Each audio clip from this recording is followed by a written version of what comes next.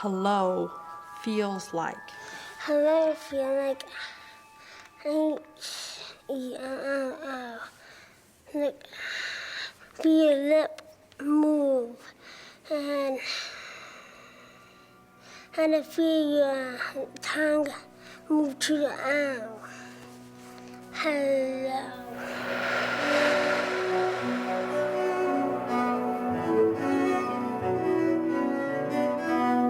Touch. Stroke. Fondle. Caress. We touch, and we know we exist. It's how we connect to the outside world. We feel our own weight, the textures around us. Yet we almost never think about touch. We fear living without the other senses, in darkness or in silence. But we rarely imagine a world without touch. Le sens du toucher, tout le monde qui va toucher vont dire, bon, c'est normal. Everyone who has the sense of touch thinks, well, that's normal. But when you lose it, you realize how important it is. I'd even say that touch is just as important as sight. J'ai pas le sens du toucher depuis... I haven't had the sense of touch for 20 years, nearly 21 years now. I lost my entire sense of touch, from my feet to my nose. Jeanette Lizotte's life changed dramatically when she fell victim to a rare condition known as Guillain-Barré syndrome. Le soir, je me suis couchée avec une grippe bien ordinaire, là, comme tout le monde peut avoir. I went to bed one night with an ordinary flu, the kind anyone can get. The next morning, I tried to get up and fell. I didn't feel a thing, so I can't say what happened. Afterwards, the doctors explained to me that my small nerve fibers had been completely destroyed. Alors, j'ai absolument rien senti. But I didn't feel anything at all.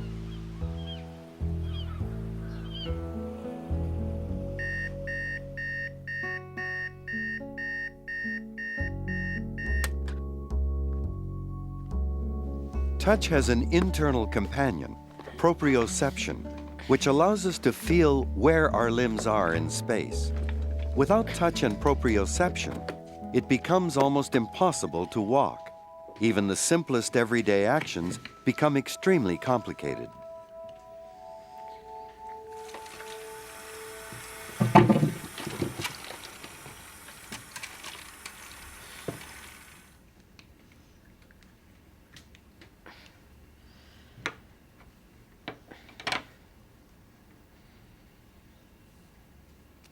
With time, vision can partially compensate for a lack of touch. By using sight, Jeanette has learned to hold objects without dropping them. Si je perdais la vue, ça serait la catastrophe, certainement. If I lost my sense of sight, it would be a disaster. Sight is my way out. That's what allows me to function. If I lost it, I'd probably become a vegetable.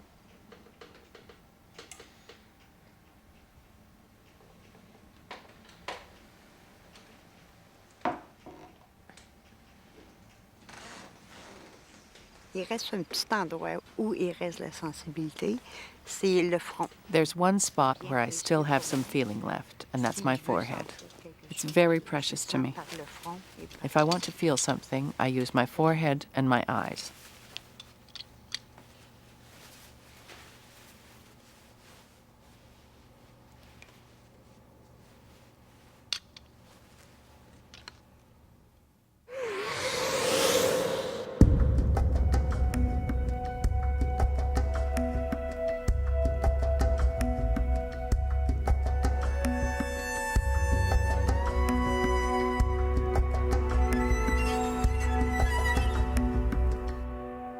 The organ of touch is the skin. It's our border on the world, the edge where we begin and end. The skin is our largest and most sensitive organ, our earliest medium of communication, and our most efficient protector.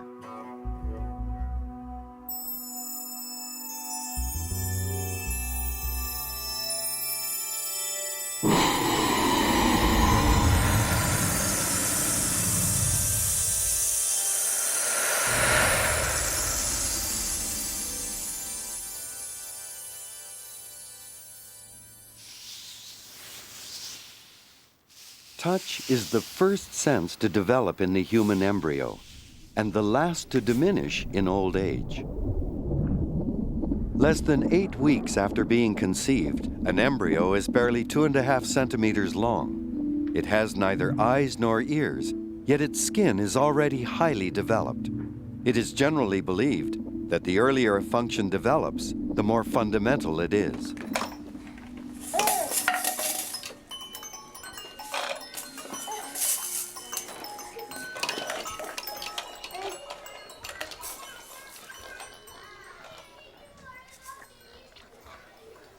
Yeah, big guy. In the first few months of life and over the first year of life, touching is a very important ingredient. It is extremely important, even essential, in the first few days and weeks of life. The first touches also have effects on other systems. For example, when the baby is first placed on the mother's breast following birth, the suckling on the breast allows for the uterus to contract. Secondly, the baby suckling at the mother's breast will affect the milk that the mother's breast is producing. And what I mean by that is that there will be more milk produced and for longer periods of time, the more the baby sucks. There was a study conducted with newborns between 5 hours and 79 hours. The mothers of these babies were able to recognize their own babies solely through the sense of touch. What I mean by that is that they were blindfolded and were not allowed to use any olfactory cues, so they had no visual and no olfactory cues, and solely by touching their baby on the back of the hand were able to identify and recognize their own babies. It's actually quite amazing. The results of that study have shown us the importance of touch and the sensitivity that both mothers and babies have. In this particular study, what it was able to show is that using only the sensory modality of touch, we're able to recognize our own babies. As natural as touching and hugging babies might seem, medical opinion in the United States once held that touch was actually harmful to infants. Early in the 20th century, child rearing was heavily influenced by the popular booklet, The Care and Feeding of Children, published in 1894 and written by Dr. Luther Emmett Holt. He advised parents not to kiss or play with babies under 6 months and not to pick them up when they cried.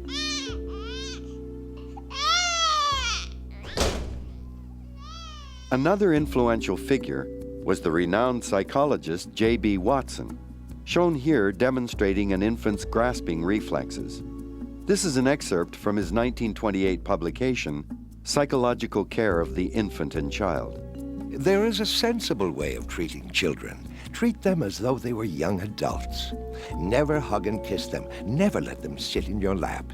If you must, kiss them once on the forehead when they say goodnight.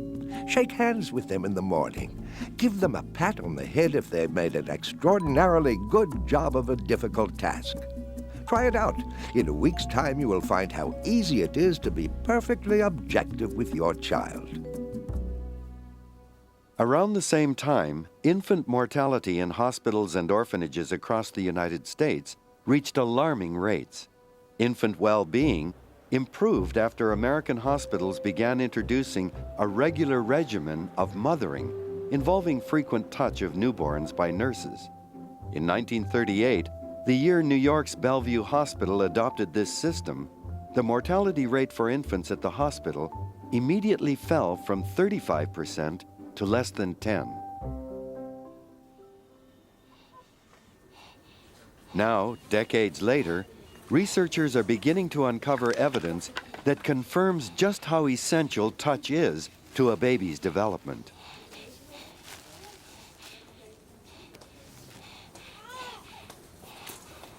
When we massage premature babies, they gain approximately 45 to 50% more weight.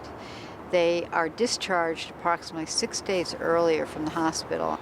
At the end of the first year, they're still showing a weight advantage, and at that time, they're also doing better on mental scales and motor scales of the IQ test for babies.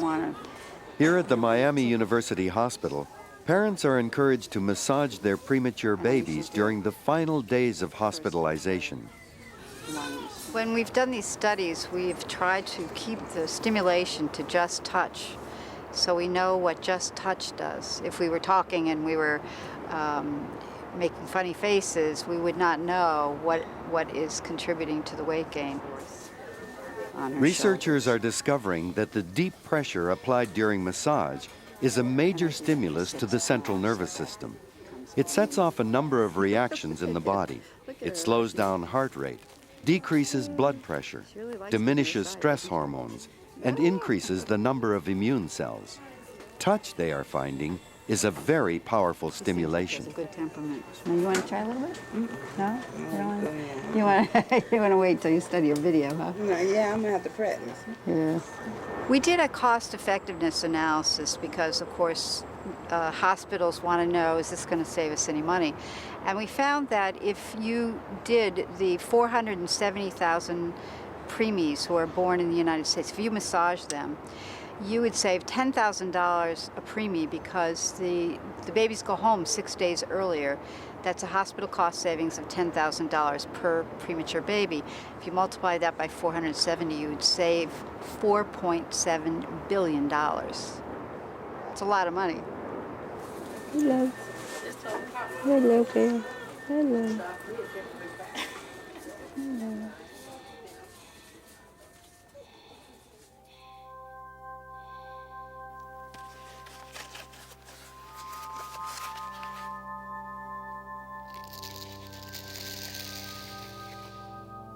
When we touch something, an electrical impulse is sent along nerve fibers from the point of contact to the brain's primary sensory cortex, where it's processed and analyzed.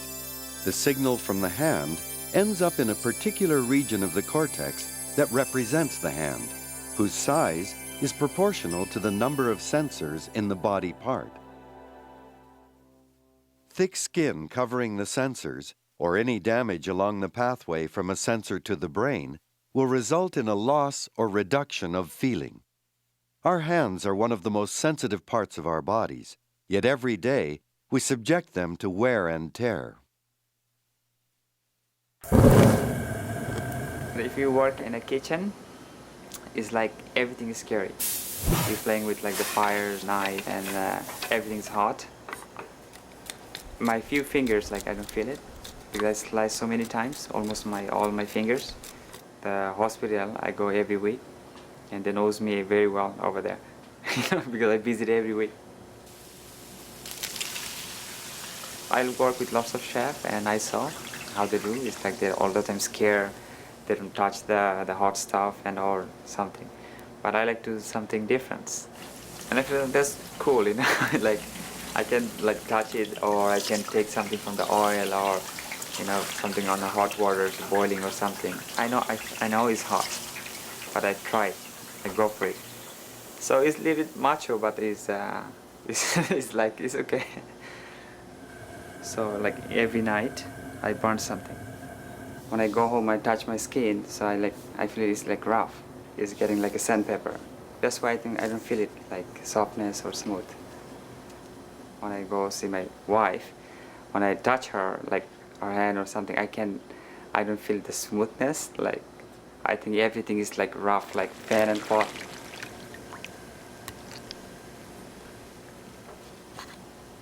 So there's things I missed. I miss it, yeah. I love cooking, but I love my wife too.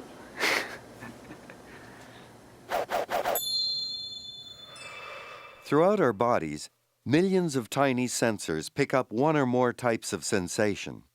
Although we think of touch as just one sensation, in fact, it's a combination of several distinctly different types. With our skin, we can feel pain, cold, and heat.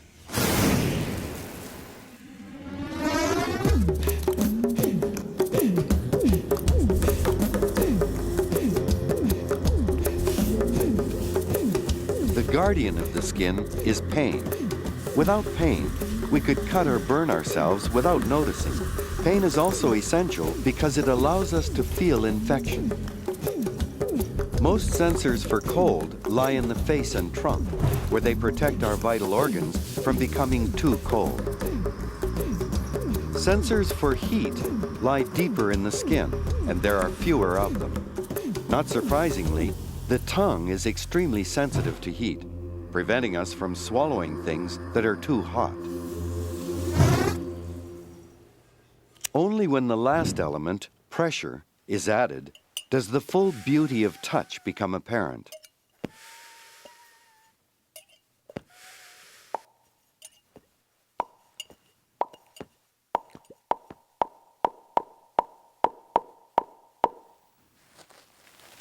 Pressure enables us to feel and recognize textures, smoothness, roughness, softness.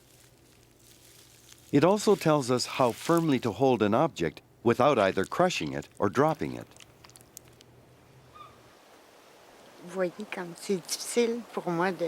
see how hard it is for me to hold an egg? I have to keep my eyes glued to it. But after 8 years of practice, I'm now able to hold it without breaking it. It's hard to know how much pressure to use to hold the egg. It's not easy because I can't feel my own strength. And of course, I don't have any feeling in my fingers either. Without my sight, I'd end up with an omelet or a broken egg, that's for sure.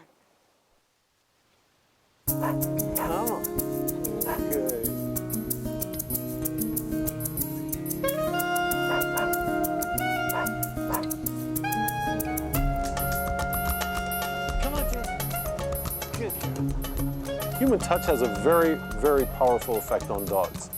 Just petting a dog has a very strong effect. If you take a dog at its normal heart rate, if a person starts to pet the dog's heart rate goes way down. But even more amazing, if the dog's in pain, then its heart rate really shoots up. But if a human is there petting it, then the heart rate stays normal or even goes down. That's a very powerful effect of human touch on dogs. The next question is, what's the effect of human touch on other humans? I think touch is actually greatly underrated. We've shown in our research, and others have shown, that it can have terribly powerful effects on people's behavior, people's mood, the way they feel. And I think we often don't think about that.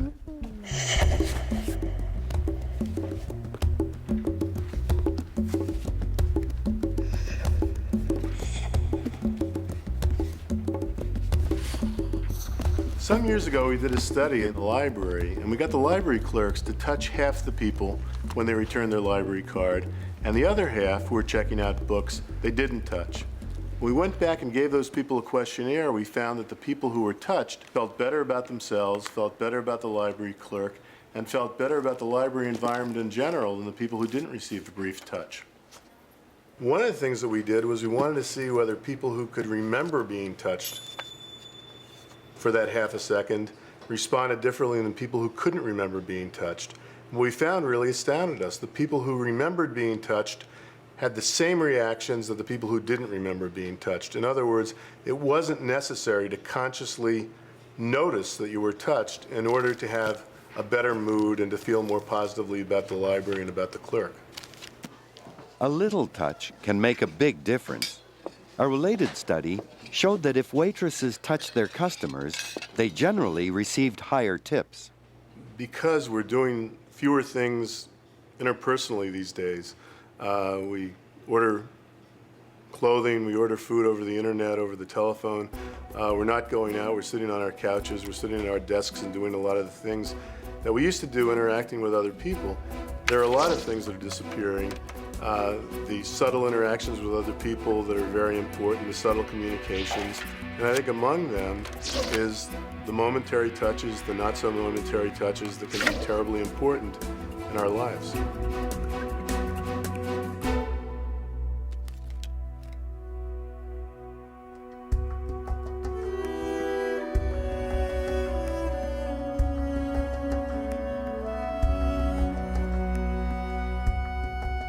I do think it's a strange situation we've landed in. On the one hand, we need contact, we need closeness.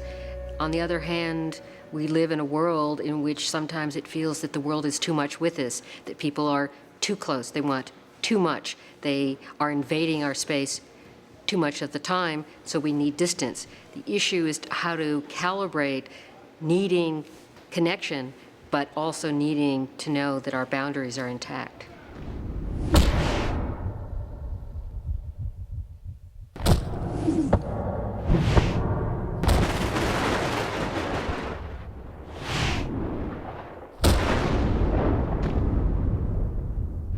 The problem is that touch is not always positive. It's not always good. Touch is easily misunderstood because on the one hand, it looks positive, it looks benign, it looks innocent, but touch can be used as a power play. Touch can be used to remind people that they don't have the control they think they have. Touch can be a way of putting someone down.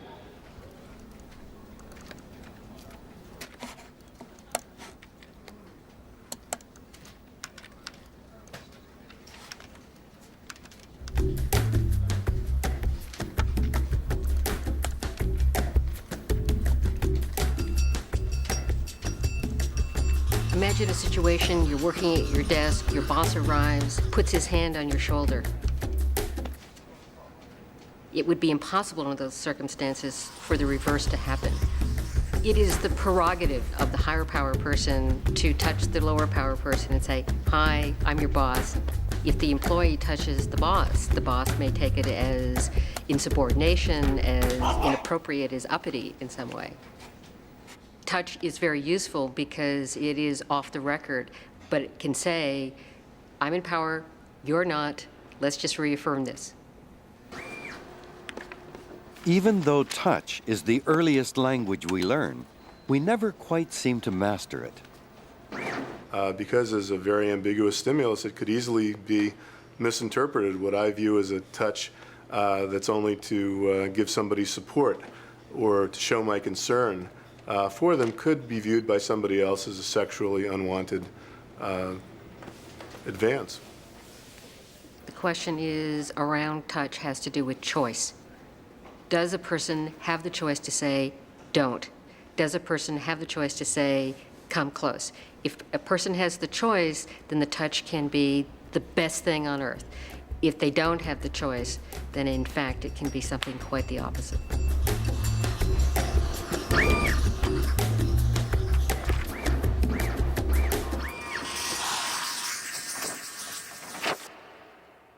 Certain kinds of touch can be so devastating that they lead to a real fear of touch.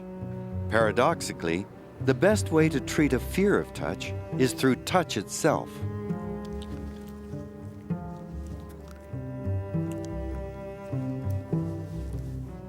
In one study that we did with women who were sexually abused, we found that massage therapy was helpful in helping them learn about a good form of touch.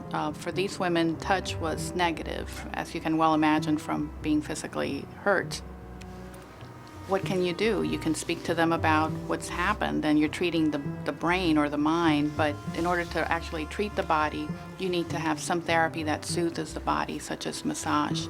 We found that massage reduced their stress and their depressed mood, and helped them perceive touch as more positive.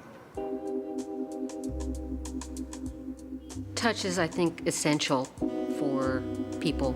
When kids are not touched, they do not thrive. When adults don't have close relationships that involve touch, they can, in fact, feel isolated, alienated, and completely alone. Comment on se sent pour avoir le sens du toucher? What does it feel like, not having the sense of touch? At first, it felt like I was in somebody else's body.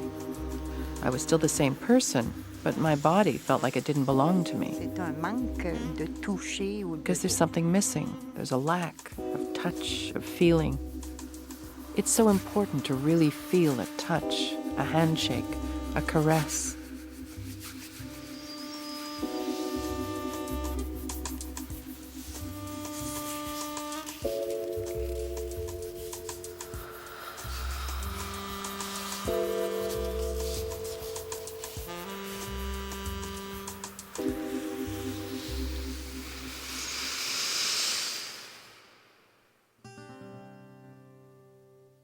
Each one of us feels touch differently.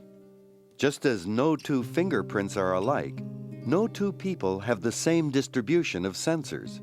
It takes a whole range of sensors to create the full delicacy of a caress.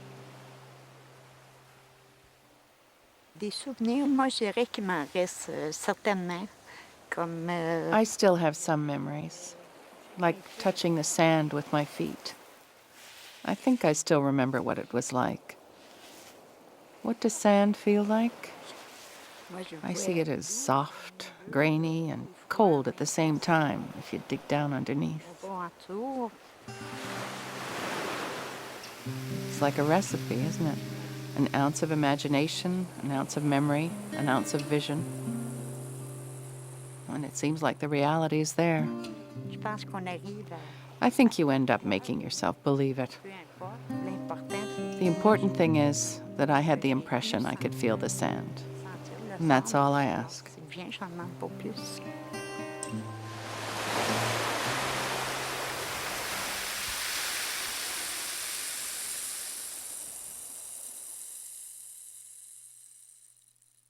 This is the sensory homunculus, a model of the human body that shows the body parts in proportion to how sensitive they are. Our most sensitive areas are the lips, the fingertips, the tongue, the genitals, and the feet. In these areas, the sensors are tightly packed.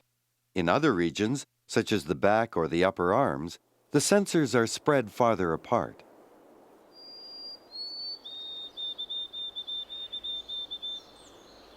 The feet are almost as sensitive as the hands, yet like most other people, I spend my life in shoes. Today, in fact, is the first time I've been walking barefoot in a long time. This is like a new experience for me.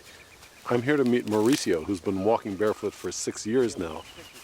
Mauricio Morales is a member of the Dirty Soul Society, a small but worldwide organization of people who enjoy walking barefoot. You know, I haven't done this since I was a kid, and during the summers I used to always go barefoot, never wore shoes.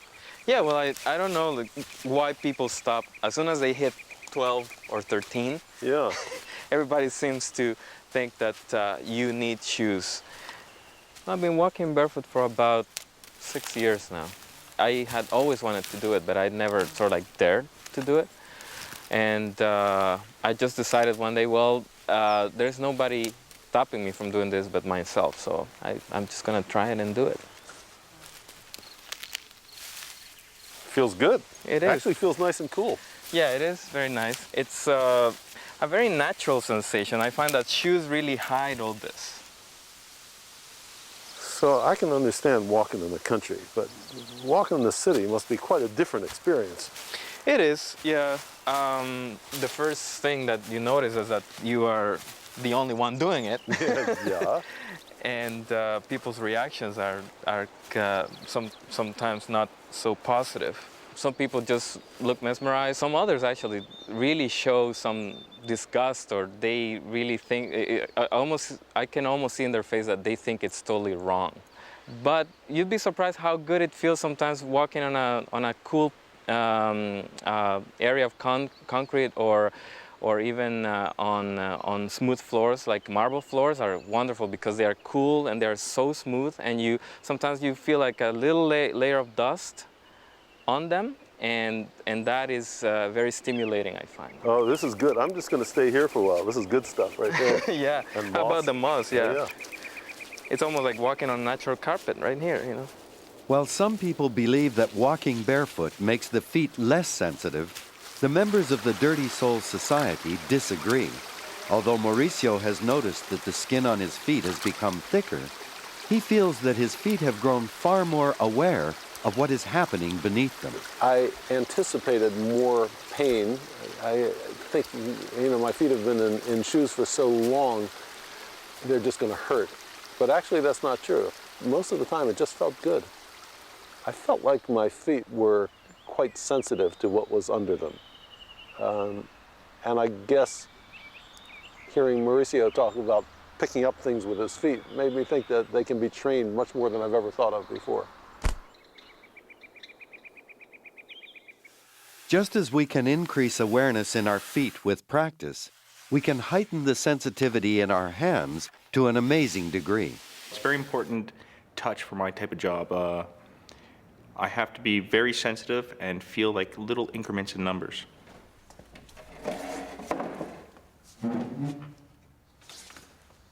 I open safes all over Montreal and Quebec just with my hands, using the sense of touch. My fingers have to be at all times just touching the dials so that I can feel things. And if I were to have anything happen to them, I wouldn't be able to do it.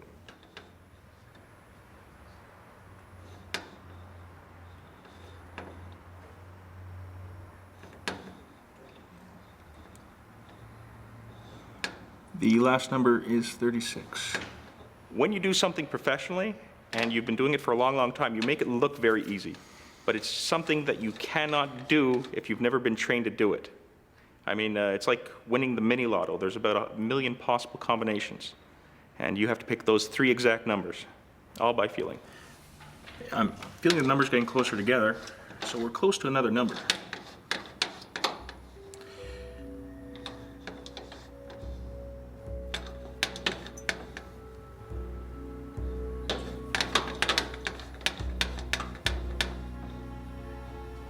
It is definitely 24, 36. Just the first number. If I were to become a criminal, I work for the police and I work for the RCMP, they know how I am, they know how I work. If the job's done too well, they're going to look for a professional right away. And it's going to be me.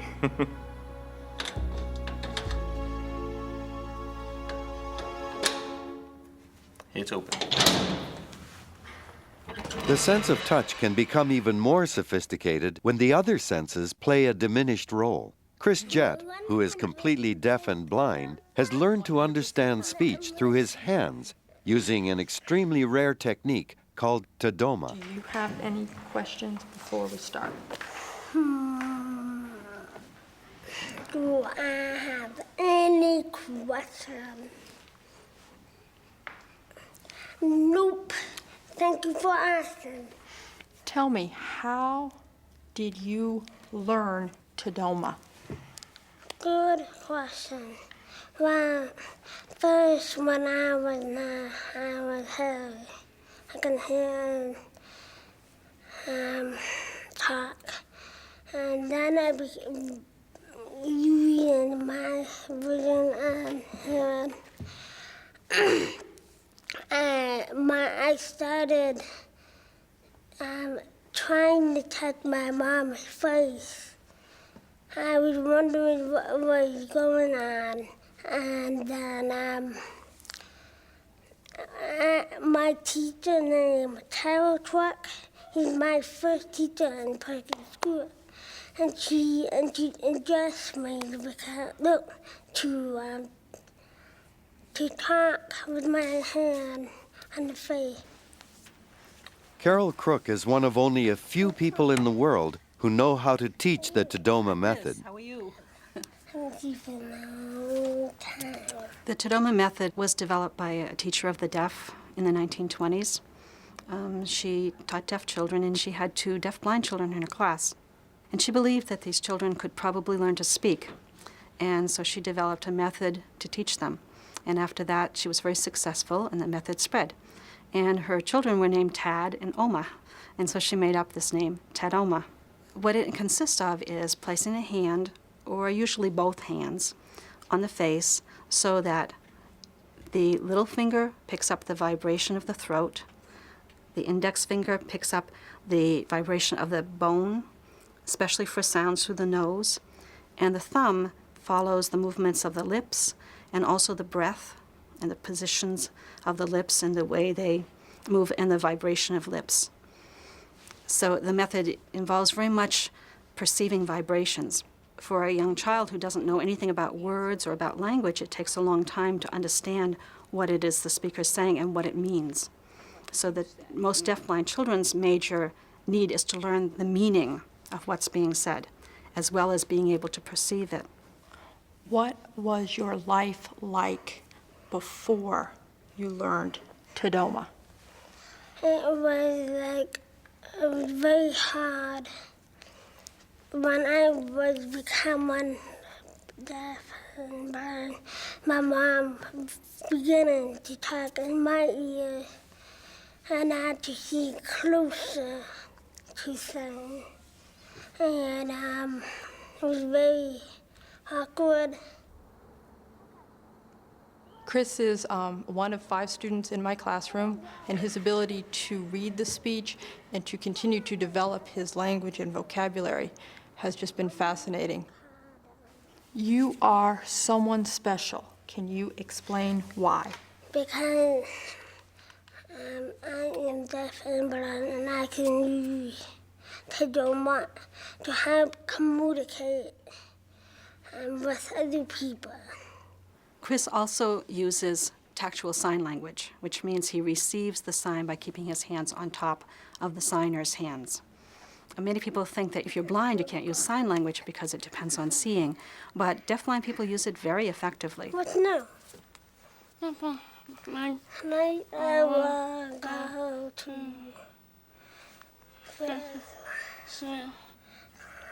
So where is Dob hurt? Chris has developed his own technique. What he really likes best is to receive speech with one hand and sign with the other hand.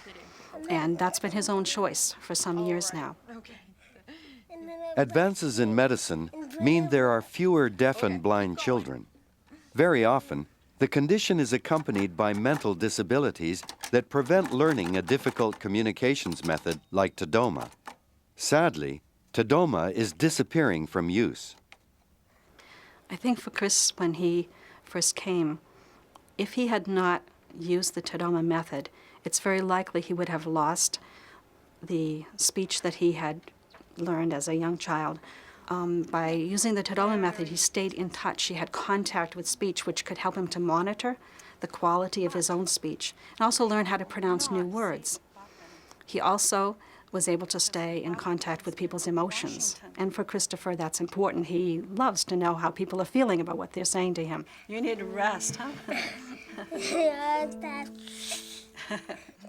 No boy. Okay. If any person will allow Chris to simply put his hand on their face, and then that person will speak somewhat clearly, a little slowly, and pronounce carefully, Chris can understand most of what the person says. Only when we meet a deaf and blind person like Chris Jett do we realize the extent to which our society relies on the senses of sight and hearing. Researchers around the world are currently developing interfaces that may one day allow Chris to see, not through his eyes, but through touch. The development of the interfaces was an outgrowth of the desire to develop a sensory substitution system, and particularly to develop a tactile system for vision substitution. So a lot of the challenge was trying to figure out how to present visual information to the skin and get the skin to understand it in a way that it could interpret it as we would normally interpret vision. That has probably been the biggest technical challenge, trying to take the sense of vision and convert it to the sense of touch and make it work equally well. The tongue display fits in the mouth like this. And what you feel across this array of 144 electrodes is a tiny electrical stimulation when there's an image on the display. So for example, if we were to depict this square on the display, you would feel a square on your tongue. The person who we're going to be trying the system with today is named Marie-Laure. She's from France. She's been blind since birth, and she's tried the system before in another set of experiments in France. This is a square. Okay, is it a solid one? Empty. We've been working on interfaces to get information to the brain based on the absolute fact that we don't see with the eyes, for example. We don't hear with the ears. All of that goes on in the brain. Remember, if I'm looking at you, the image of you doesn't get beyond my retina, just the back of my eye. From there to the brain, to the rest of the brain, it's pulses along nerves. Well, those pulses aren't any different than the pulses from the big toe. It's the way the information they carry is in the frequency and the pattern of pulses. And so if you can train the brain to extract that kind of information, then you don't need the eye to see. You can have an artificial eye. Paul Bakirita's laboratory is developing methods to transmit information to the tongue. The tongue is as sensitive as the fingertips, But saliva makes it much easier to feel an electrical current. In the future, he envisions a miniaturized system that would be completely unnoticeable to the outside world.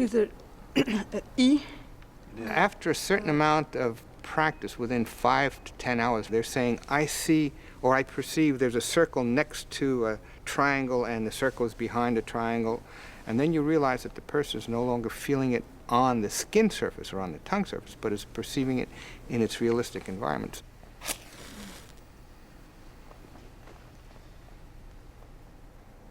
Tell me what you see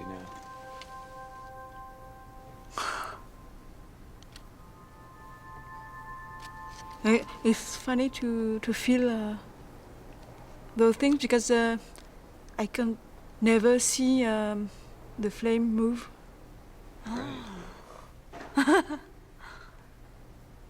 The sense of touch has been really neglected, certainly in technological development. The sense of touch is as rich as the other senses, but it's easier to develop technology for the eyes and for the ears. So almost everything that's ever been developed to connect something to the brain is via the eyes and the ears. So I think what's held up the sense of touch is that there hasn't been a good interface, a good way of getting that information to the brain. Ça donne de l'espoir. Ça donne de l'espoir et en fait ça permet de voir, de sentir ce qu'on ne peut pas voir. Et avec un peu d'amélioration, on pourrait vraiment, ça pourrait vraiment être utile.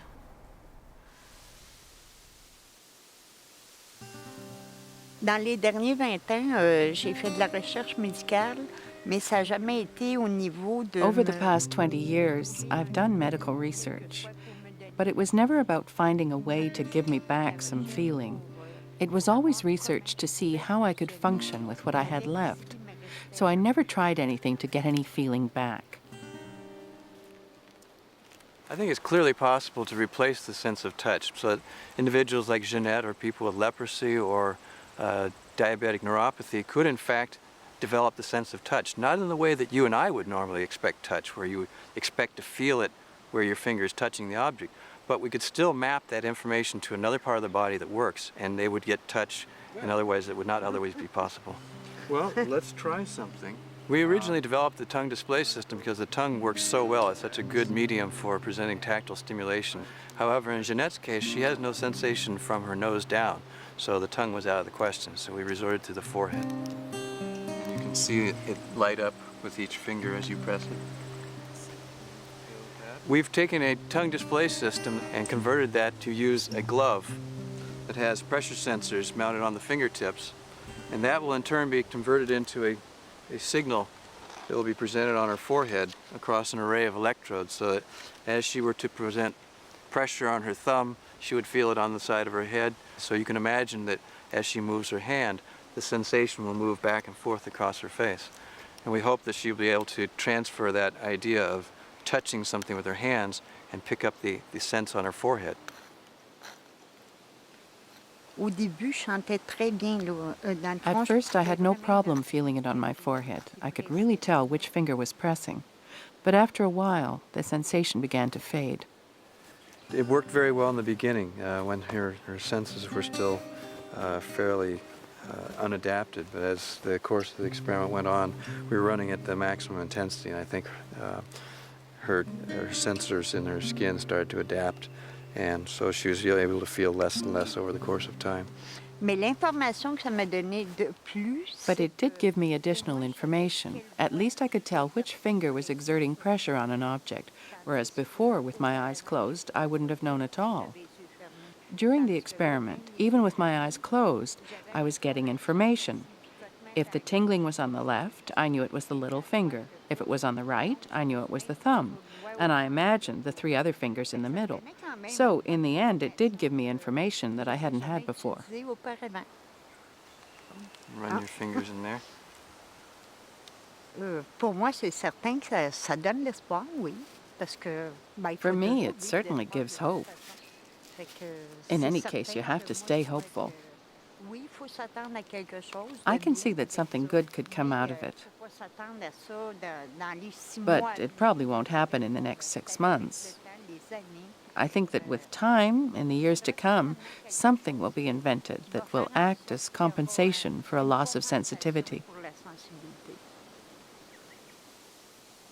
The future of touch as a way of getting information, I think, is going to have many applications. What we're doing is not only for handicapped persons. If you think of someone as in a capsule in space, for example, to be able to control a space robot and actually feel what the robot is feeling and see what the robot is seeing, that's one example. If you're working with a contaminated nuclear environment, what you need is a way of getting all of the information what's going on there without exposing yourself to the dangers. So I see this as having enormous ranges of applications well beyond handicapped persons.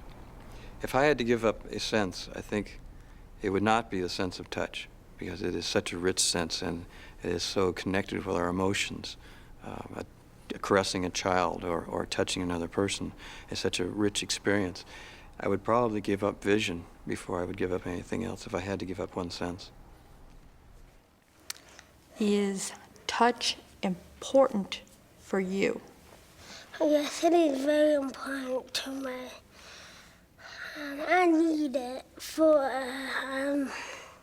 to show me what things are and to read my book and to communicate. So it is important, yes. Do those of us who have vision and hearing and know the world through our eyes and ears think about the fact that we also do a lot of using of touch? It's hard to know. I think we're not as conscious of it. I think we use it all the time. We don't think about it. I know for myself, having spent most of my life with deafblind children and adults, that I am very aware of how things feel about learning through touch. And I think that if one is going to be a teacher of a deafblind child or a friend of a deafblind person, it's important to think about the fact that their world is a touch world. What is your favorite thing to touch? My favorite thing is to read, to feel the bird picture, because I like to figure out what the picture are.